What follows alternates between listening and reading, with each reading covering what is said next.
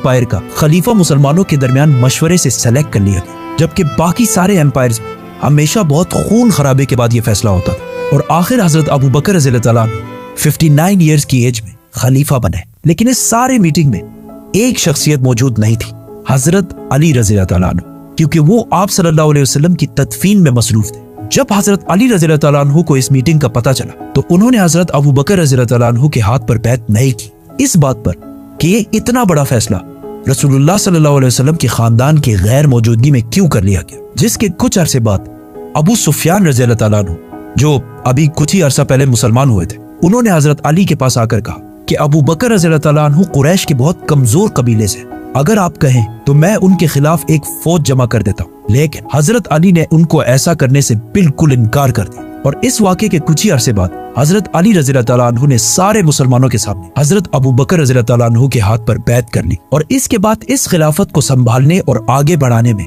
बहुत मेन किरदार अदा करते रहे। ये बहुत एक कंट्रोवर्शियल मसला है, क्योंकि आज तक मुसलमानों के दो बड़े ग्रुप्स का इस पर इख्तिलाफ है।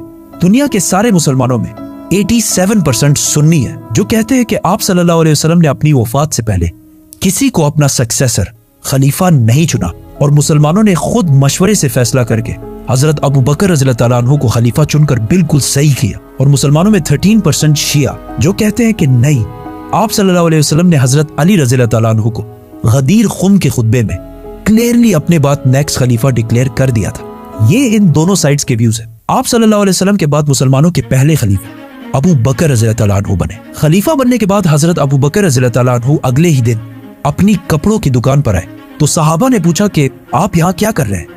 तो उन्होंने कहा, अगर मैं कारोबार नहीं करूंगा तो अपनी फैमिली को कैसे खिलाऊंगा। जिस पर मुसलमानों ने कहा कि हम आपकी कोई तनख्वाह सैलरी सेट कर देते हैं। जिस पर अबू बकर रज़ियल्लाहु अन्हु ने कहा, तो फिर मेरी सैलरी एक आम मजदूर के सैलरी के बराबर सेट की जाए। लेकिन सहाबा ने कहा कि मजदूर की सैलरी तो बहुत कम होती है। तो हजरत अबू बकर रज़ियल्लाहु अन्हु ने कहा, तो फिर मजदूर की सैलरी को बढ़ाया जाए।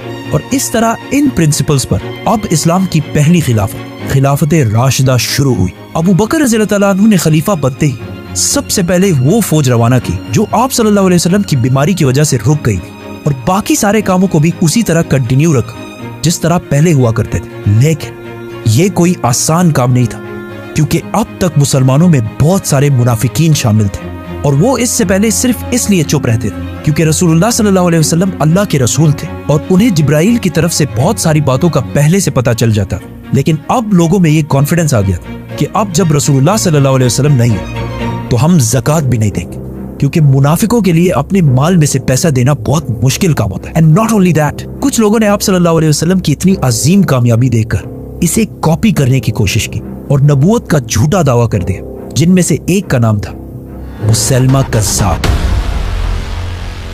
खिलाफत दुनिया में सबसे पहले हजरत अबू बकर रज़ियल्लाहु अन्हु को मिली, मतलब पूरा अरब इस सारे इलाके के हुक्मरान बने। लेकिन जैसे ही अबू बकर रज़ियल्लाहु अन्हु खलीफा बने, वो सारे कबीले जो अब तक मुसलमानों के ताबे थे, उन सारों ने जब देखा कि अल्लाह के रसूल अब नहीं है, तो उन सारों में से बहुत सारे कबीलों ने अबू बकर रज़ियल्लाहु अन्हु की खिलाफत से बगावत का ऐलान कर दिया।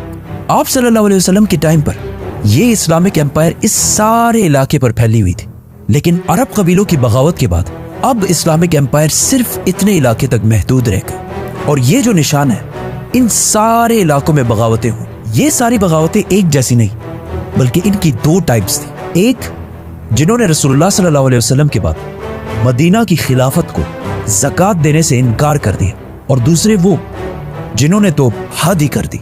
उन्होंने रसूलुल्लाह सल्लल्लाहु अलैहि वसल्लम की अजीम कामयाबी देखकर उसे कॉपी करने की कोशिश की और नबूवत का झूठा दावा कर दिया। अबू बकर रज़ियल्लाहु अन्हु ने इन दोनों प्रॉब्लम्स को तो टैकल करना ही था, लेकिन वफात से पहले रसूलुल्लाह सल्लल्लाहु अलैहि वसल्लम ने एक फौज रोमन एम्पायर से लड़ने के लिए तैयार की थी, जो आप सल्लल्लाहु अलैहि वसल्लम की बीमारी की वजह से रुक गई। अबू बकर रज़ियल्लाहु अन्हु के खलीफा बनते ही उस फौज के कमांडर उसामा बिन ज़ैद रज़ियल्लाहु अन्हु, जिनकी उम्र सिर्फ 18 साल थी, उन्होंने खलीफा को मैसेज भेजा कि हमें इस इतने सख्त टाइम में रोमन एम्पायर से लड़ाई रोकनी चाहिए। लेकिन अबू बकर रज़ियल्लाहु अन्हु ने कहा कि जो काम रसूलुल्लाह सल्लल्लाहु अलैहि वसल्लम ने शुरू किया हो, मैं उसे कभी भी नहीं रोकूंगा।